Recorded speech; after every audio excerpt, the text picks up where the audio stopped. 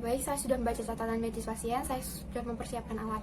Alatnya terdiri dari buku atau bacaan ringan, lalu senter, kapas, gula, garam, kopi, lemon, dan garpu tala.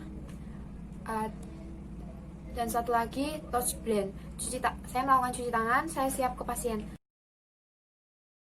Baik, selamat pagi dengan Mbak Valia. Iya, benar dengan Mbak Valia. Saya cek gelang tangannya sesuai dengan identitas pasien ya. Saya mulai kegiatan.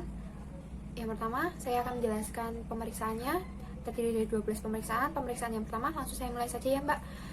Nanti pemeriksaan yang pertama, nanti Mbak Valia bisa menutup mata, lalu menutup salah satu lubang hidung. Instruksikan untuk mengidentifikasi bau tersebut ya. Misalnya seperti bau teh atau kopi. Dan dilakukan dengan lubang hidung yang lubang hidung yang lainnya. Lalu pemeriksaan yang kedua adalah pemeriksaan lapang pandang. Nanti Mbak bisa duduk atau berdiri ya. Jaraknya nanti sekitar 1 meter dan saling berpandangan satu sama lain. Dilakukan di mata kiri terlebih dahulu, lalu dilanjutkan dengan mata kanan. Nanti Mbak bisa melihat pensil dari arah luar ke arah tengah secara perlahan. Berarti seperti ini ya Mbak. Ini ke arah sini. Baik, seperti itu ya Mbak. Terus dilakukan ke mata yang selainnya juga. Kalau misalnya ketika saya sudah memutarkan begini, terus Mbak Valianya sudah melihat pensil itu, bisa diberitahukan kepada saya ya. Baik, kita lanjutkan ke tes selanjutnya ya, yaitu tes ketajaman penglihatan. Nah, Mbak Valia sebelumnya ada minus atau plus ada matanya? Oke, tidak ada ya, berarti tidak perlu pakai kacamata. Kalau misalnya ada minus atau plusnya, bisa pakai kacamata untuk tes ini ya. Di sini saya punya Snellen card, terus Mbak Valia bisa melihat Snellen cardnya ini dengan salah satu matanya tertutup ya. Nanti Mbak Valia bisa melakukannya dengan jarak 30 cm dan dilakukan bergantian ya.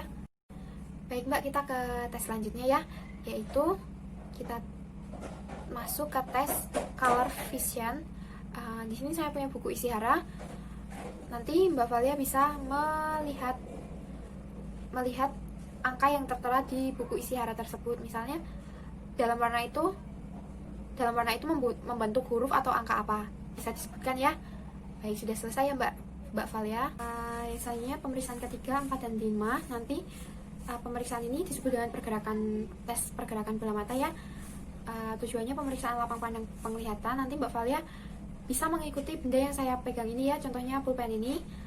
Nanti saya akan mengarahkan ke beberapa arah, ke kiri atas, kanan, kiri tengah, dan kiri tengah kanan, dan kiri tengah kanan, kiri bawah kanan, maaf. Kalau misalnya Mbak Valia tidak melihat, nanti Mbak Valia bisa mengatakan kepada saya ya. Saya mulai ya Mbak Valia. Baik, selanjutnya saya akan melakukan pemeriksaan kontraksi pupil ya. Nanti saya akan menggunakan light ini, lalu pemeriksaan akan dilakukan di tempat yang agak terlalu redup ya. Nanti lampunya akan saya matikan. Baik, tujuan dari pemeriksaan ini nanti akan melihat kecepatan pupil untuk bereaksi terhadap sinyal ya, sinar, atau disebut dengan direct light response. Nanti akan saya lakukan pada mata yang selanjutnya. Baik, saya akan ke pemeriksaan selanjutnya, yaitu tes fungsi motorik. Nanti saya akan melakukan palpasi di tonjolan otot masseter dan temporal ketika Mbak Valia menutup rahangnya ya. Nanti saya akan melakukan palpasi di area sini. Mbak Valia bisa membuka rahang, berusaha aja dibuka ya Mbak Valia. Nanti yang dikaji kalau misalnya ada kelemahan pada salah satu sisi yang diperiksa. Lalu selanjutnya saya akan melakukan tes sentuhan. Nanti Mbak Valia bisa menutup mata, lalu menggunakan cotton bud atau kapas ini ya. Nanti Mbak Valia bisa menebak di mana area yang sedang diraba tersebut. Misalnya ketika Mbak Valia menutup mata, saya meraba di sebelah sini, Mbak Valia bisa menyebutkan kalau itu di area sebelah situ. Lalu yang lanjut ke pemeriksaan selanjutnya yaitu tes refleks kornea. Tujuannya nanti untuk memeriksa bagaimana refleks berkedip Mbak Valia ya.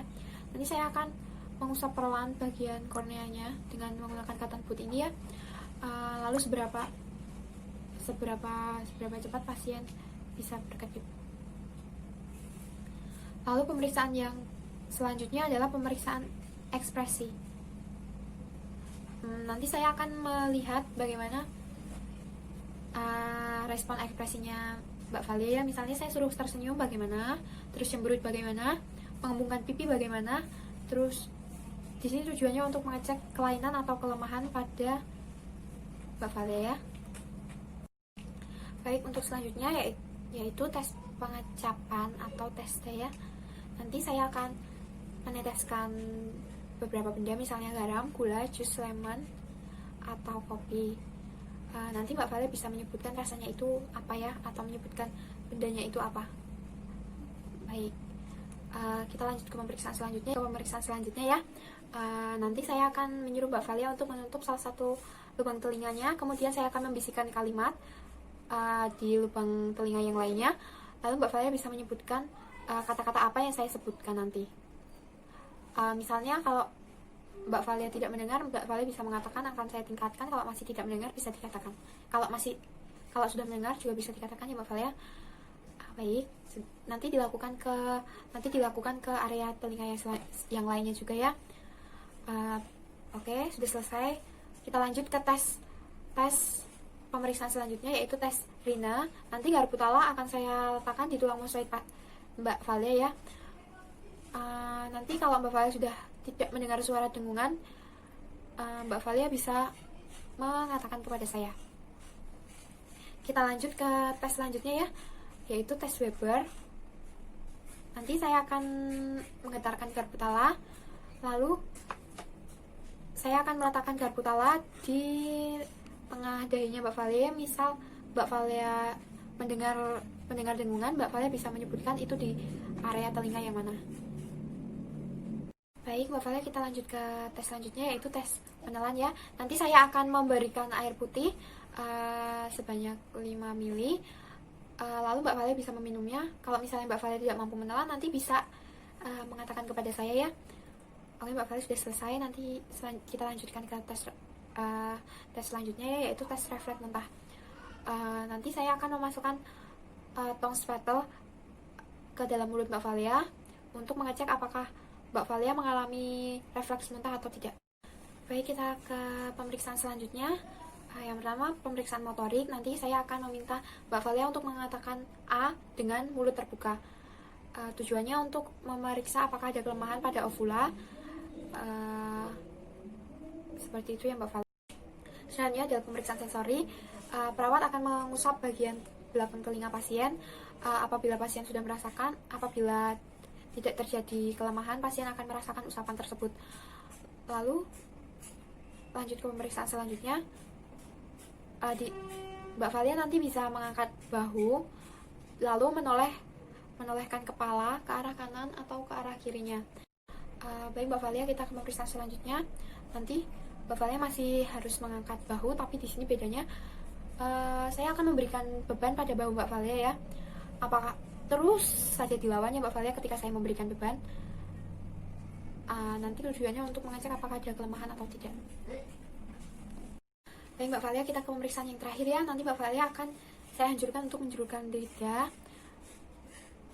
Kalau misalnya Mbak Valia mampu menjulurkan ke semua arah, berarti Mbak Valia tidak mengalami kelemahan. Baik, tujuan dari pemeriksaan ini jika pasien tidak mengalami kelemahan, maka lidahnya akan menjulur ke arah yang sehat, karena pada area yang sakit tidak menyediakan comfortable terhadap gerakan menjulurkan lidah. Baik Mbak Valia, pemeriksaannya sudah selesai. Bagaimana perasaan Mbak Valia? Oke, sudah merasa lebih tenang ya Mbak Valia. Baik, kontrak waktu selanjutnya nanti saya akan melakukan beberapa terapi selanjutnya. Kerjasama Mbak Valia pada pagi hari ini sangat bagus. Jadi tidak membutuhkan waktu yang begitu lama, sesuai kontrak waktu 10-15 menit. Apakah ada yang ingin ditanyakan Mbak Valia? Tidak ada, baik saya kembali ke nurse station ya Mbak Valia. Kalau misalnya ada yang ditanyakan bisa pencet di bel sebelah kanan Mbak Valia atau langsung ke nurse station ya. Baik, telah dilakukan pemeriksaan nervus kranial pada pasien Valia, Nona Valia, usianya 20 tahun. Pada hari Rabu tanggal 6 Januari 2021, pasien mengatakan lebih lega karena telah dilakukan pemeriksaan nervus kranial. Pasien bekerja sama dengan baik sehingga tidak membutuhkan waktu yang begitu lama. Tanda tangan nama terang sudah selesai.